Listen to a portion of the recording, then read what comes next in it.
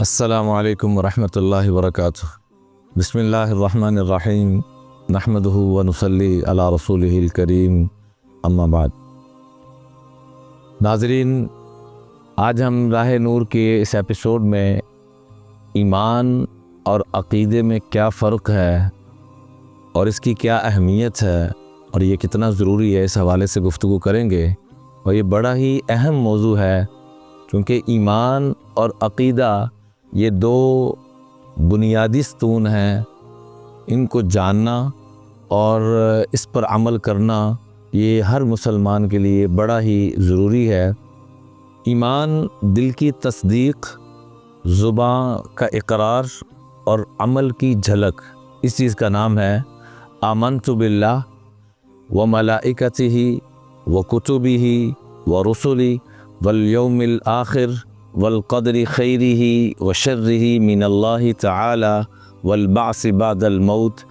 اس کو سمجھنا، جس کو ایمان مفصل کہتے ہیں، اور ایمان مجمل آمنت باللہ کما ہوا باسمائہ و صفاتہ وقبلت جمیع احکامہ اقرار باللسان و تصدیق بالقلب، کہ اللہ کے تمام صفات، آمنت باللہ میں اللہ پہ ایمان لایا، ایمان لاتا ہوں، ایمان لاتی ہوں، کما ہوا باسمائہ، جیسا کہ وہ اپنے ناموں کے ساتھ، اپنی صفات کے ساتھ، اپنی عظمت کے ساتھ ہے۔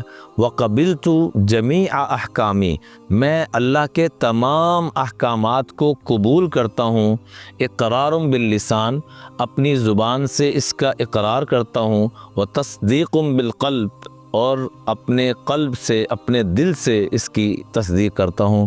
یہ بنیادی طور پر ایمان اور عقیدے دونوں چیزوں کو بیان کر دیا گیا۔ عقیدے کو اگر ہم سمجھیں تو اس کو یوں سادہ الفاظ میں کہ ذہنی اور فکری سطح پر مانے گئے بنیادی نظریات کا نام عقیدہ ہے۔ یہ ایمان اور عقیدے میں بنیادی طور پر فرق ہے۔ عقیدہ بنیاد ہے، ایمان اس بنیاد پر ڈٹے رہنے کا نام ہے۔ درست عقیدہ بغیر عمل کے، یہ بات بڑی توجہ سے سنیے گا، درست عقیدہ ہے لیکن بغیر عمل کے یہ کمزور ایمان بن جاتا ہے۔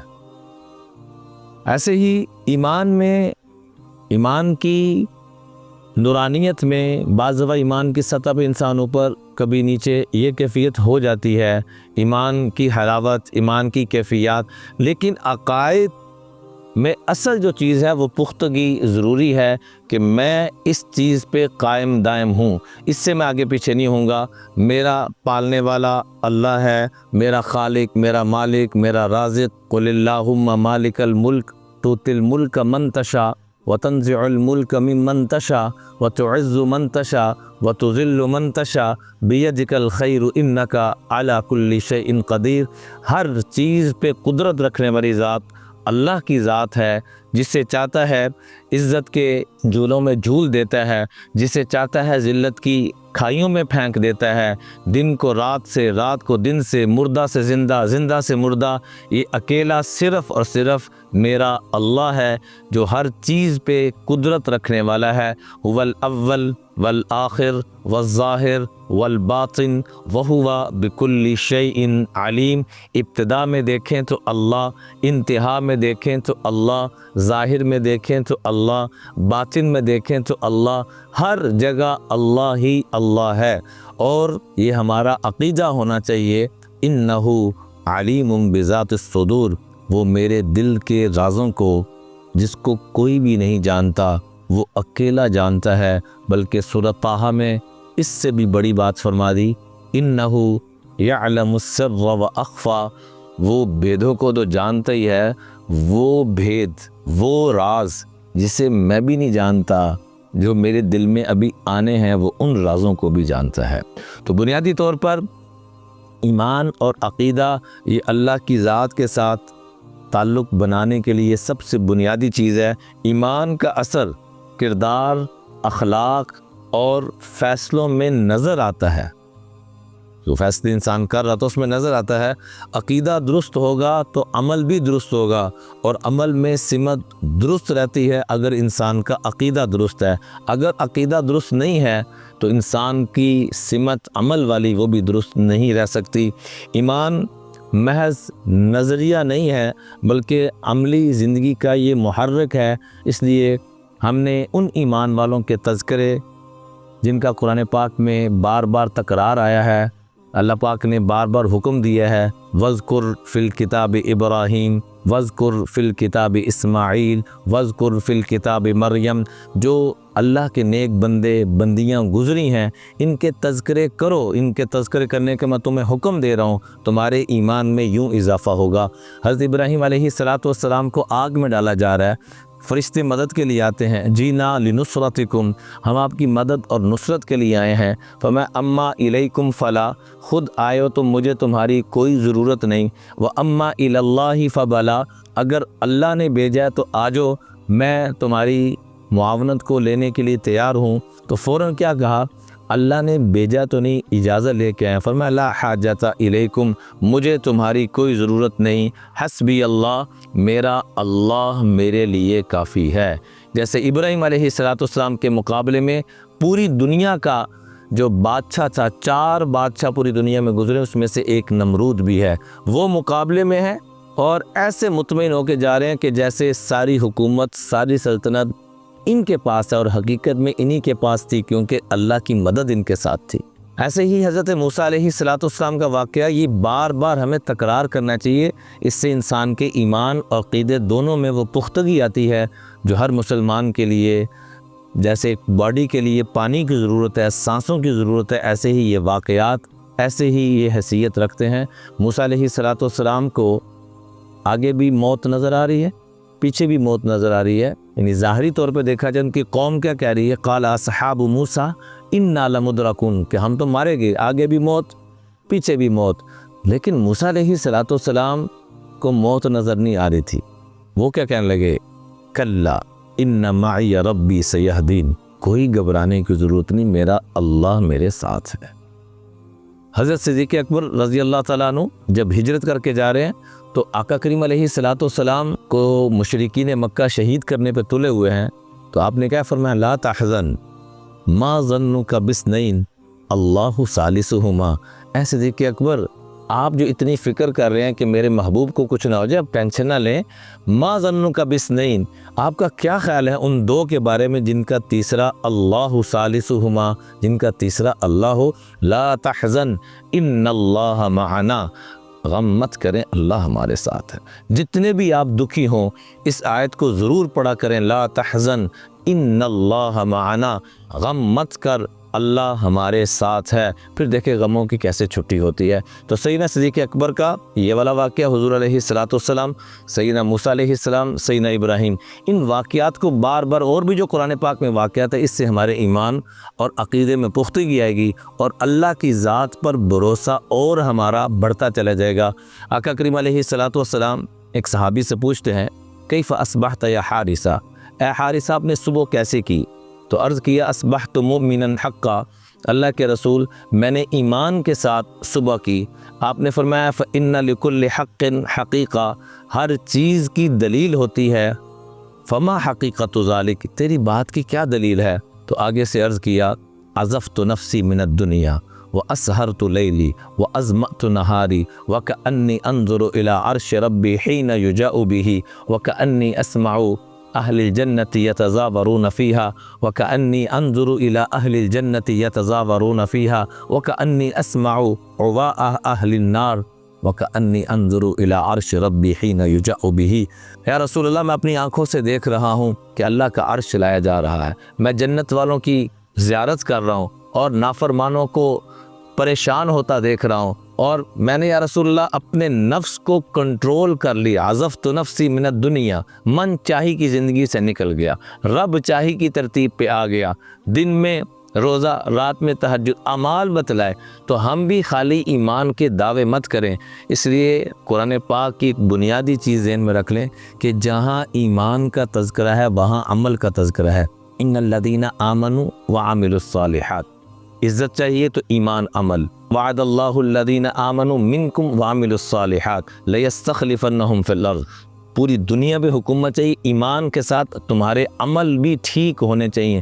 میرا عقیدہ ٹھیک ہے، میرا ایمان ٹھیک ہے اور عمل نہیں ٹھیک تو اس سے کام نہیں چلے گا۔ اس لیے قرآن نے مطالبہ کیا ہے، یا ایھا الذین آمنوا ادخلوا فی السلم کافہ، اے ایمان والو پورے اسلام میں داخل ہو جاؤ۔ اور سورہ عصر میں اللہ تعالیٰ فرماتے ہیں والعصر ان الانسان لفی خسر الا الذین آمنوا وعملوا الصالحات وتواصوا بالحق وتواصوا بالصبر۔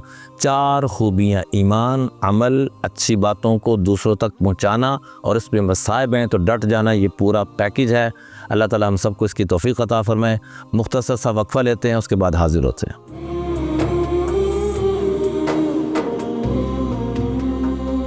راہ نور میں خوش آمدید۔ آپ کے مسائل اور ان کا حل، بڑا ایک مسئلہ پوچھا جاتا ہے، اس میں سے ایک مسئلہ یہ بھی ہے کہ تراویح کتنی پڑھنی چاہیے اور کیا اس کی ڈیٹیل ہے۔ تو میں پورے سوال کی طرف نہیں جاؤں گا، لیکن اپنا درد دل ضرور رکھوں گا اور بڑی منت اور لجاجت سے عرض کروں گا۔ ہمارے استاد محترم کے پاس ایک دفعہ یہی سوال ہے تو بڑے درد دل کے ساتھ فرمایا کہ اللہ کا واسطہ ہے، جو جتنا پڑھ رہا اس کو پڑھنے دو، جو کچھ بھی نہیں پڑھ رہا، فرض نماز بھی نہیں پڑھ رہا، روزہ بھی نہیں رکھ رہا، اپنی یہ صلاحیتیں ان پر لگا کر ان کو اس طرف لانے کی کوشش کرو۔ باقی آقا کریم علیہ الصلوۃ والسلام کا آپ معمول اٹھا کے دیکھیں، پورے صحابہ کرام کا، تابعین، تبع تابعین کا، وہ دن رات آپس میں، ایک تو رحماء بینہم، آپس میں جڑے ہوئے تھے، اور دن رات قرآن پاک کی تلاوت اور نوافل سنتوں کا اہتمام۔ تو اللہ کا واسطہ اختلافی چیزوں میں پڑھنے کی بجائے جو جہاں ہے اس کے لیے دعا کریں کہ اللہ اس کو مزید توفیق دے اور خیروں کا ذریعہ فرما، اور اپنی انرجی ان چیزوں میں لگانے کی بجائے ہم اپنی انرجی لگائیں کہ جو کچھ بھی نہیں کر رہا اس کو کچھ نہ کچھ ضرور شروع کروایا جائے۔ ایسے ہی ایک اور سوال بڑا کیا جاتا ہے کہ زکوٰۃ کے حوالے سے، کہ زکوٰۃ آیا صرف رمضان میں ہی ادا کرنی چاہیے یا رمضان کے علاوہ بھی ادا کر سکتے ہیں؟ اس کا قاعدہ کلیہ سمجھ لیجئے۔ زکوٰۃ نکالنے کی 2 صورتیں ہیں۔